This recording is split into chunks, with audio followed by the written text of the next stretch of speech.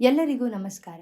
ಇಂದಿನ ವಿಡಿಯೋದಲ್ಲಿ ನ್ಯೂಮ್ಯಾಟಿಕ್ ಮತ್ತು ಹೈಡ್ರಾಲಿಕ್ ಸಿಸ್ಟಮ್ಗಳ ಸುರಕ್ಷತಾ ಅಂಶಗಳನ್ನು ಹೇಗೆ ನಿರ್ವಹಿಸುವುದು, ದೋಷ ನಿವಾರಣೆ ಮಾಡುವುದು ಮತ್ತು ಸುಧಾರಿಸುವುದು ಎಂಬುದನ್ನು ನಾವು ಚರ್ಚಿಸೋಣ. ಉದ್ದೇಶಗಳು: ಈ ವಿಡಿಯೋದ ಕೊನೆಯಲ್ಲಿ ನಿಮ್ಮಿಂದ ಸಾಧ್ಯವಾಗುವುದು ನ್ಯೂಮ್ಯಾಟಿಕ್ ಮತ್ತು ಹೈಡ್ರಾಲಿಕ್ ಅನ್ನು ನಿರ್ವಹಿಸುವುದು, ದೋಷ ನಿವಾರಣೆಯ ಬಗ್ಗೆ ತಿಳಿಯುವುದು, ನ್ಯೂಮ್ಯಾಟಿಕ್ ಮತ್ತು ಹೈಡ್ರಾಲಿಕ್ ಸುರಕ್ಷತೆಯನ್ನು ಅನುಸರಿಸುವುದು. ಹೈಡ್ರಾಲಿಕ್ ವ್ಯವಸ್ಥೆಗಳಲ್ಲಿ ಸುರಕ್ಷತಾ ಮುನ್ನೆಚ್ಚರಿಕೆಗಳನ್ನು ನಾವು ಮೊದಲು ಚರ್ಚಿಸೋಣ. ಹೈಡ್ರಾಲಿಕ್ ವ್ಯವಸ್ಥೆಗಳು ಹೆಚ್ಚಿನ ಒತ್ತಡದಲ್ಲಿ ಕಾರ್ಯನಿರ್ವಹಿಸುತ್ತವೆ. ಒತ್ತಡದಲ್ಲಿರುವ ವ್ಯವಸ್ಥೆಯ ಯಾವುದೇ ಭಾಗವನ್ನು ತೆರೆಯುವ ಮೊದಲು ಸಿಸ್ಟಮ್ ಅನ್ನು ಸ್ಥಗಿತಗೊಳಿಸಿ ಮತ್ತು ಸಿಸ್ಟಮ್ ಒತ್ತಡವನ್ನು ನಿವಾರಿಸಿ. ಯಾವುದೇ ಹೆಚ್ಚಿನ ಒತ್ತಡದ ಸೋರಿಕೆಯಿಂದ ಸ್ಪ್ರೇ ಅನ್ನು ದೇಹದ ಯಾವುದೇ ಭಾಗವನ್ನು ಸಂಪರ್ಕಿಸಲು ಅನುಮತಿಸಬೇಡಿ, ಏಕೆಂದರೆ ಗಂಭೀರವಾದ ಇಂಜೆಕ್ಷನ್ ಗಾಯಗಳು ಉಂಟಾಗಬಹುದು. ಪಂಪ್ಗಳು, ಕಾವಟಗಳು ಮತ್ತು ಮೋಟಾರ್ಗಳು ಬಿಸಿಯಾಗಿರಬಹುದು. ಚರ್ಮ ಮತ್ತು ಬಿಸಿ ಮೇಲ್ಮೈಗಳ ನಡುವಿನ ಪ್ರಾಸಂಗಿಕ ಸಂಪರ್ಕದ ಬಗ್ಗೆ ಜಾಗರೂಕರಾಗಿರಿ. ಸಿಸ್ಟಮ್ನ ಚಲಿಸುವ ಭಾಗಗಳಿಂದ ಕೈಗಳು ಮತ್ತು ಬಟ್ಟೆಗಳನ್ನು ದೂರವಿಡಿ. ನೀವು ಉದ್ದೇಶಿಸಿರುವ ವಸ್ತುವಿನ ತೂಕವನ್ನು ತಿಳಿದುಕೊಳ್ಳುವುದು ಕನಿಷ್ಠ 20% ಹೆಚ್ಚುವರಿ ಸಾಮರ್ಥ್ಯ.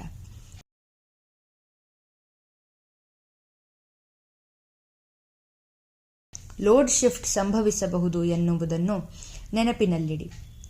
ನಿರ್ದಿಷ್ಟ ಎತ್ತುವ ಹಂತದಲ್ಲಿ ಹೆಚ್ಚುವರಿ ಸಾಮರ್ಥ್ಯದ ಅಗತ್ಯವಿರುತ್ತದೆ. ನಿಮ್ಮ ಹೈಡ್ರಾಲಿಕ್ ಸಿಸ್ಟಮ್ ಅನ್ನು ಹೊಂದಿಸುವ ಮೊದಲು ಪ್ರತಿ ಘಟಕವನ್ನು ಪರೀಕ್ಷಿಸಿ. ಉತ್ತಮ ಸ್ಥಿತಿಯಲ್ಲಿರುವ ಘಟಕಗಳನ್ನು ಮಾತ್ರ ಬಳಸಿ. ನಿರ್ವಹಣೆ ಅಥವಾ ಬದಲಿಗಾಗಿ ಅವುಗಳನ್ನು ತಲುಪಿಸಿ. ಎಲ್ಲ ಸೂಚನೆಗಳನ್ನು ಮತ್ತು ಎಚ್ಚರಿಕೆಗಳನ್ನು ಓದಿ. ಯಾವುದೇ ಉಪಕರಣವನ್ನು ಬಳಸುವ ಮೊದಲು ಕಾರ್ಯಾಚರಣಾ ಕೈಪಿಡಿಯನ್ನು ಅರ್ಥಮಾಡಿಕೊಳ್ಳುವುದು ಅವಶ್ಯಕ. ಸಲಕರಣೆಗಳ ಲೇಬಲ್ಗಳನ್ನು ಎಂದಿಗೂ ತೆಗೆದುಹಾಕಬಾರದು. ಕಾಣೆಯಾಗಿರುವ, ಧರಿಸಿರುವ ಅಥವಾ ಹಾನಿಗೊಳಗಾದ ಲೇಬಲ್ಗಳನ್ನು ಬದಲಾಯಿಸಿ. ಹೈಡ್ರಾಲಿಕ್ ಉಪಕರಣಗಳನ್ನು ಬಳಸುವಾಗ ನೀವು ಯಾವಾಗಲೂ ಸುರಕ್ಷತಾ ಕನ್ನಡಕ ಮತ್ತು ರಕ್ಷಣಾತ್ಮಕ ಬಟ್ಟೆಗಳನ್ನು ಬಳಸುತ್ತೀರಿ ಎಂದು ಖಚಿತಪಡಿಸಿಕೊಳ್ಳಿ. ಹೈಡ್ರಾಲಿಕ್ ರ್ಯಾಮ್ಗಳನ್ನು ಎತ್ತಲು ಮತ್ತು ಇಳಿಸಲು ತಯಾರಿಸಲಾಗುತ್ತದೆ. ಅವುಗಳನ್ನು ದೀರ್ಘಾವಧಿಯ ಬೆಂಬಲವಾಗಿ ಬಳಸಲು ಉದ್ದೇಶಿಸಿಲ್ಲ. ಲೋಡನ್ನು ದೀರ್ಘಕಾಲದವರೆಗೆ ಹಿಡಿದಿಟ್ಟುಕೊಳ್ಳಬೇಕೆಂದರೆ ಕ್ರಿಬ್ಬಿಂಗ್ ಅಥವಾ ಸಿಂಪ್ಲೆಕ್ಸ್ ಲಾಕ್ ನಟ್ ಸಿಲಿಂಡರ್ಗಳನ್ನು ಬಳಸಬೇಕು. ತ್ವರಿತ ಸಂಯೋಜಕಗಳನ್ನು ಬಳಸಿಕೊಂಡು ಸಂಪರ್ಕಿಸುವ ಮೊದಲು ಕ್ಲಿಪ್ಪಿಂಗ್ಗಳು ದೃಢವಾಗಿ ತೊಡಗಿಸಿಕೊಂಡಿವೆ ಎಂದು ಖಚಿತಪಡಿಸಿಕೊಳ್ಳಿ. ಫಿಟ್ಟಿಂಗ್ಗಳು, ಗೇಜ್ಗಳು ಮತ್ತು ಇತರ ಥ್ರೆಡ್ ಸಂಪರ್ಕಗಳನ್ನು ಬಿಗಿಯಾಗಿ ತಿರುಗಿಸಬೇಕು ಮತ್ತು ಸೋರಿಕೆ ಮುಕ್ತಗೊಳಿಸಬೇಕು. ಫಿಟ್ಟಿಂಗ್ಗಳನ್ನು ಎಂದಿಗೂ ಬಿಗಿಗೊಳಿಸಬೇಡಿ, ಏಕೆಂದರೆ ಇದು ವಿರೂಪಗೊಳ್ಳಲು ಅಥವಾ ಥ್ರೆಡ್ ಪ್ರೊಫೈಲ್ ಅನ್ನು ತೆಗೆದುಹಾಕಲು ಕಾರಣವಾಗಬಹುದು. ಕಡಿಮೆ ಮತ್ತು ಹೆಚ್ಚಿನ ಒತ್ತಡದ ಘಟಕಗಳ ನಡುವೆ ಅಸಮರ್ಪಕ ಹೈಡ್ರಾಲಿಕ್ ಜೋಡಣೆ ಮತ್ತೊಂದು ಅಪಾಯವಾಗಿದೆ. ಕಡಿಮೆ ಒತ್ತಡದ ವ್ಯವಸ್ಥೆಯನ್ನು ಹೆಚ್ಚಿನ ಒತ್ತಡದ ಪಂಪ್ಗೆ ಸಂಪರ್ಕಿಸಬಾರದು. ಅಧಿಕ ಒತ್ತಡದ ವ್ಯವಸ್ಥೆಯು ಕಡಿಮೆ ಒತ್ತಡದ ಭಾಗ, ಮೆದುಗೊಳವೆ ಅಥವಾ ಫಿಟ್ಟಿಂಗ್ ಅನ್ನು ಹೊಂದಿರಬಾರದು. ಭಾಗಗಳು, ಮೆತುನೀರ್ನಾರುಗಳು ಅಥವಾ ಫಿಟ್ಟಿಂಗ್ಗಳಲ್ಲಿ ಛದ್ರಗಳು ಸಂಭವನೀಯವಾಗಿರುತ್ತವೆ. ಹೈಡ್ರಾಲಿಕ್ ವ್ಯವಸ್ಥೆಯಲ್ಲಿ ಸಂಯೋಜಿಸಲಾದ ಒತ್ತಡ ಪರಿಹಾರ ಕಾವಟಗಳ ಮೂಲಕ ಬಳಕೆಯ ಸಮಯದಲ್ಲಿ ಒತ್ತಡದ ನಿರ್ಮಾಣವನ್ನು ತಡೆಯಲಾಗುತ್ತದೆ. ಸರಿಯಾದ ಕಾರ್ಯಾಚರಣೆಯನ್ನು ಖಾತರಿಪಡಿಸಲು ಈ ಕಾವಟಗಳನ್ನು ಸ್ವಚ್ಛವಾಗಿರಿಸಿಕೊಳ್ಳಿ ಮತ್ತು ಸಾಂದರ್ಭಿಕವಾಗಿ ಅವುಗಳನ್ನು ಪರೀಕ್ಷಿಸಿ. ಯಾವುದೇ ಸಂದರ್ಭದಲ್ಲಿ ನೀವು ಹೈಡ್ರಾಲಿಕ್ ಹೋಸ್ಗಳು, ಫಿಟ್ಟಿಂಗ್ಗಳು ಅಥವಾ ಸಂಯೋಜಕಗಳನ್ನು ಬೇರ್ಪಡಿಸಲು ಪ್ರಯತ್ನಿಸಬಾರದು. ಹ್ಯಾಂಡ್ ಪಂಪ್ನ ರಿಲೀಸ್ ಸ್ಕ್ರೂ ತೆರೆಯಿರಿ, ರ್ಯಾಮ್ ಅನ್ನು ಇಳಿಸಿ ಮತ್ತು ಎಲ್ಲ ಹೈಡ್ರಾಲಿಕ್ ನಿಯಂತ್ರಣಗಳನ್ನು ಪದೇ ಪದೇ ಬದಲಿಸಿ ಅಥವಾ ತೆರೆಯಿರಿ. ಸಿಸ್ಟಮ್ ಗೇಜ್ ಹೊಂದಿದ್ದರೆ ಗೇಜ್ ಅನ್ನು 2 ಬಾರಿ ಪರಿಶೀಲಿಸುವ ಮೂಲಕ ಒತ್ತಡವನ್ನು ಸಂಪೂರ್ಣವಾಗಿ ಬಿಡುಗಡೆ ಮಾಡಲಾಗಿದೆ ಎಂದು ಖಚಿತಪಡಿಸಿಕೊಳ್ಳಿ. ಹೋಸ್ ಮೇಲೆ ದೊಡ್ಡದಾದ ಯಾವುದನ್ನು ಬಿಡಬೇಡಿ. ಹೋಸ್ ಅನ್ನು ಬಿಡುವಿಲ್ಲದ ಪ್ರದೇಶಗಳಿಂದ ದೂರವಿಡಿ. ಯಾವುದೇ ಆಂತರಿಕ ಹೋಸ್ ತಂತಿಯ ಸ್ಟ್ರ್ಯಾಂಡ್ ಹಾನಿಯನ್ನು ನಿಲ್ಲಿಸಿ. ನೀವು ಅದರ ಮೇಲೆ ಒತ್ತಡ ಹಾಕಿದರೆ ದೋಷಯುಕ್ತ ಹೋಸ್ ಸಿಡಿಯಬಹುದು. ಹೈಡ್ರಾಲಿಕ್ ಲೈನ್ಗಳನ್ನು ರೂಟಿಂಗ್ ಮಾಡುವಾಗ ಅವುಗಳನ್ನು ಕಿಂಕ್ಸ್ ಮತ್ತು ಚೂಪಾದ ಬೆಂಡ್ಗಳಿಂದ ಮುಕ್ತವಾಗಿಡಿ. ಹೈಡ್ರಾಲಿಕ್ ಲೈನ್ಗಳನ್ನು ರೂಟಿಂಗ್ ಮಾಡುವಾಗ ಅವುಗಳನ್ನು ಕಿಂಗ್ಸ್ ಮತ್ತು ಚೂಪಾದ ಬೆಂಡ್ಗಳಿಂದ ಮುಕ್ತವಾಗಿಡಿ. ಪಂಪ್ಗಳನ್ನು ಅವುಗಳ ಹೋಸ್ಗಳಿಂದ ಒಯ್ಯಬೇಡಿ ಅಥವಾ ಎಳೆಯಬೇಡಿ. ರ್ಯಾಮ್ಗಳು ಅಥವಾ ಪಂಪ್ಗಳನ್ನು ಅವುಗಳ ಹಿಂದೆ ಎಳೆದರೆ ಅಥವಾ ರ್ಯಾಮ್ಗಳು ಅಥವಾ ಪಂಪ್ಗಳನ್ನು ಅವುಗಳ ಹಿಂದೆ ಎಳೆದರೆ, ಹೋಸ್ಗಳಿಂದ ಸಾಗಿಸಿದರೆ ಕಪ್ಲರ್ಗಳು ಮತ್ತು ಹೋಸ್ಗಳು ಹಾನಿಗೊಳಗಾಗಬಹುದು. ಹಾನಿಗೊಳಗಾದ ಸಂಯೋಜಕಗಳು ಮತ್ತು ಹೋಸ್ಗಳನ್ನು ಬಳಸುವುದು ಅಪಾಯಕಾರಿ. ಯಂತ್ರವನ್ನು ಬಿಡುವ ಮೊದಲು ಯಾವಾಗಲೂ ಹೈಡ್ರಾಲಿಕ್ ಕೆಲಸದ ಘಟಕಗಳನ್ನು ನೆಲಕ್ಕೆ ತಗ್ಗಿಸಿ. ನೀವು ಎತ್ತರದಲ್ಲಿರುವಾಗ ಸಿಸ್ಟಂನಲ್ಲಿ ಕೆಲಸ ಮಾಡಬೇಕಾದರೆ ಹೈಡ್ರಾಲಿಕ್ ಲಿಫ್ಟ್ ಅನ್ನು ಬಳಸುವ ಬದಲು ಕಾರ್ಯನಿರ್ವಹಿಸುವ ಘಟಕಗಳನ್ನು ನಿರ್ಬಂಧಿಸಿ. ಸುರಕ್ಷತಾ ಬೆಂಬಲಗಳು ಅಥವಾ ಬ್ಲಾಕ್ಗಳು ಅಥವಾ ನೆಲದ ಮೇಲೆ ಕಾರ್ಯಾಚರಣಾ ಘಟಕಗಳನ್ನು ಸುರಕ್ಷಿತವಾಗಿ ಬೆಂಬಲಿಸುವವರೆಗೆ ಯಾವುದೇ ಸಿಲಿಂಡರ್ಗಳನ್ನು ತೆಗೆದುಹಾಕುವ ಮೊದಲು ಇಂಜಿನ್ ಅನ್ನು ಸ್ಥಗಿತಗೊಳಿಸಿ. ಮೊದಲ ಹೈಡ್ರಾಲಿಕ್ ವ್ಯವಸ್ಥೆ ಸಾಪ್ತಾಹಿಕ ನಿರ್ವಹಣೆ. ಸಿಸ್ಟಂನ ಕಾರ್ಯಕ್ಷಮತೆ ಮತ್ತು ಸಾಮಾನ್ಯ ಸ್ಥಿತಿಯನ್ನು ಪರಿಶೀಲಿಸಿ. ದೃಷ್ಟಿಗಾಜಿನ ಮೇಲೆ ಜಲಾಶಯದಲ್ಲಿ ತೈಲ ಮಟ್ಟ ಸರಿಯಾಗಿದೆಯೇ ಎಂದು ಪರಿಶೀಲಿಸಿ.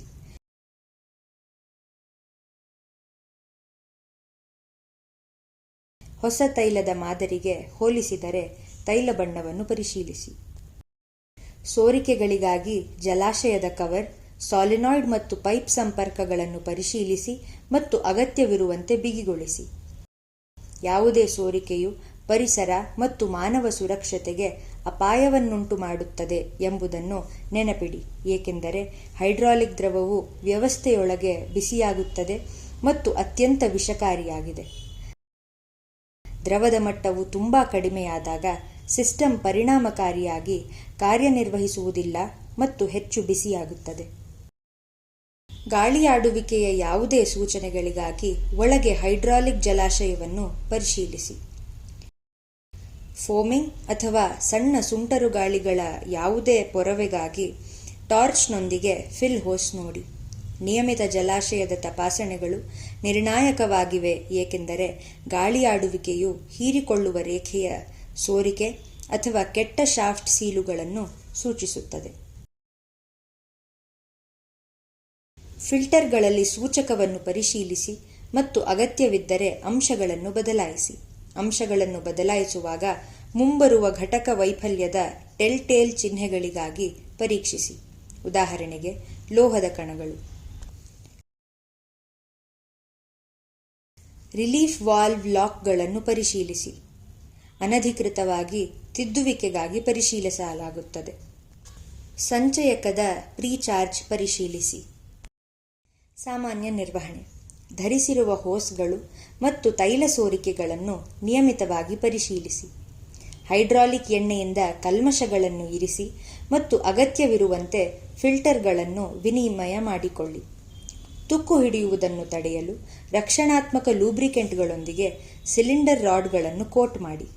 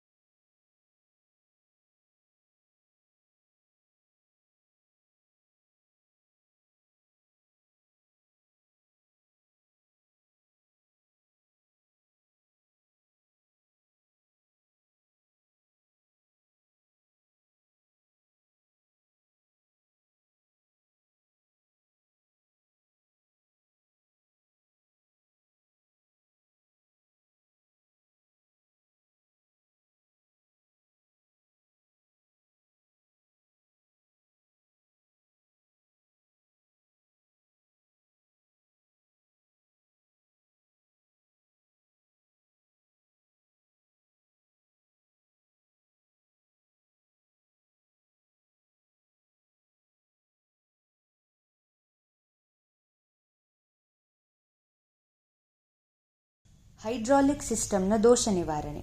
ಹೈಡ್ರಾಲಿಕ್ ವ್ಯವಸ್ಥೆಯು ನಿಷ್ಕ್ರಿಯವಾಗಿದ್ದರೆ, ತೈಲದ ಕೊರತೆ ಅಥವಾ ವ್ಯವಸ್ಥೆಯಲ್ಲಿ ಅಸಮರ್ಪಕ ತೈಲ ಸೋರಿಕೆಗಾಗಿ ಪರಿಶೀಲಿಸಿ.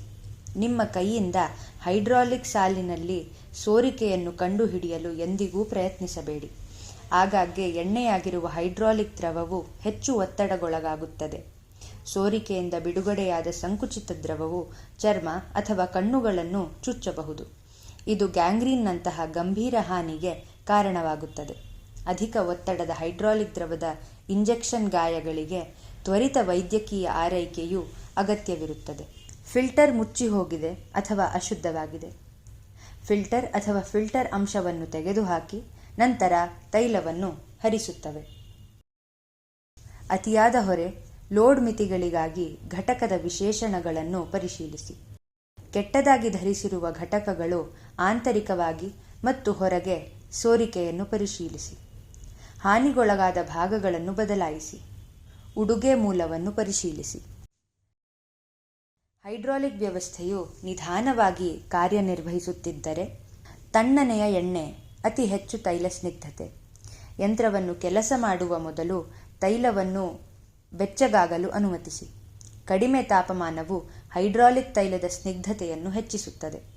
ತೈಲವು ಪಂಪನ್ನು ತಲುಪಲು ಕಷ್ಟವಾಗುತ್ತದೆ.